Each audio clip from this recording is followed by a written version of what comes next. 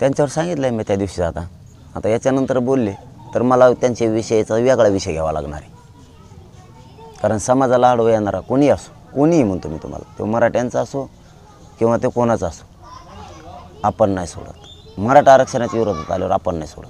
हां, तुम्ही दुसरं आमच्या कानाला धरा, आम्ही ऐकू, पण मराठा आरक्षणात आमच्या पोरांचा जीव आहे, आमच्यासाठी ती जीव का प्राण आहे मराठा आरक्षण. त्याच्या विरोधात बोलला मग ते कोणी असो, त्याला सुट्टी नाही. मला वेगळ्या विषयात बोलावं लागणार आहे. मग आता इथून पुढे जर बोलले तर त्यांनी असं म्हटलेलं आहे अजित पवार यांनी काल की मला कोणी ज्ञानाची भाषा शिकवू नये किंवा याबद्दल माझ्या अनुभवाबद्दल बोलू नये. खूप वर्ष मी काम केलेलं आहे आणि त्या मोर्चामुळे कायदा आणि सुव्यवस्थेचा प्रश्न निर्माण होण्याची शक्यता आहे.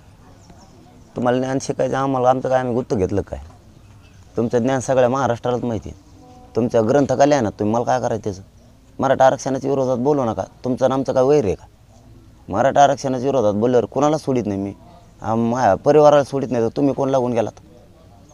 तुम्हाला ज्ञान सांगायला आम्ही कोण? तुमच्याकडे भरपूर ज्ञान आहे. आम्हाला काय करायचं? तुमच्याकडे भरपूर आहे का थोडे?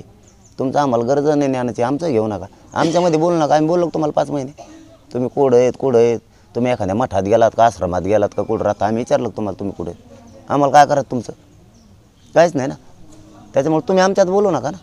आमच्यात बोलल्यावर ज्ञान नाही.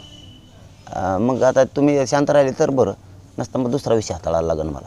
नाविलाज आहे माझ्या जातीसाठी मी माझ्या पोरांचं वाटलं नसतं होऊन देत. तुम्ही बोलू नका आमच्यामध्ये. आम्ही तुमच्यामध्ये कधी बोललो का? तुम्ही इकडं कम गेले, तिकडं कम गेले, तुम्ही असं कम करता, तुम्हाला मराठ्यांनी निवडून दिलं, मग मराठ्यांनी आमक्यासाठी निवडून दिलं, तुम्ही तमक्याकडे गेले, आम्ही काढलं का? आम्हाला देणं घेणंच नाही त्या विषयाचं, आम्हाला गरजच नाही पडायची. पण आमच्या विषयात तुम्ही कशामुळे डोकावता? तुम्ही आमच्या याच्यात डोकले की आमच्या पोराचा आयुष्याचा प्रश्न इथं गोरगरीब मराठी एक झाले. तुमच्या पुऱ्यातले पूर्वी डोक्यात खटके जास्त मराठी पूर्वीचे असे होते, हात फिरायला तरी आमचे तुमचे. आता मराठी बदलले, पूर्वीचे मराठी नाही राहिले. कार्यक्रमात लावते ना मराठी आता, कारण नाविलाज आहे. आमच्या पोरांसाठी तुम्ही काही बोलायला लागल्यावर आम्ही कसं काय ऐकून घेऊ? तुम्ही काहीही बोलणार, आमचं वाटलं व्हायसारखं. मग आमच्या पोराचं वाटलं होऊन तुम्ही मोठे आहेत म्हणून काय आम्ही तुम्हाला सोडून द्यायचं काय? मोठे असून येत लहान असो, मराठा आरक्षणाच्या विरोधात बोलू नका. आमच्या आयुष्याचा प्रश्न आहे लेकराचा. तुम्ही काय बोलता तुम्हाला सुट्टी नाही. तुम्ही आरक्षणाच्या बद्दल बोलायचं नाही, मग ते कोणी असो.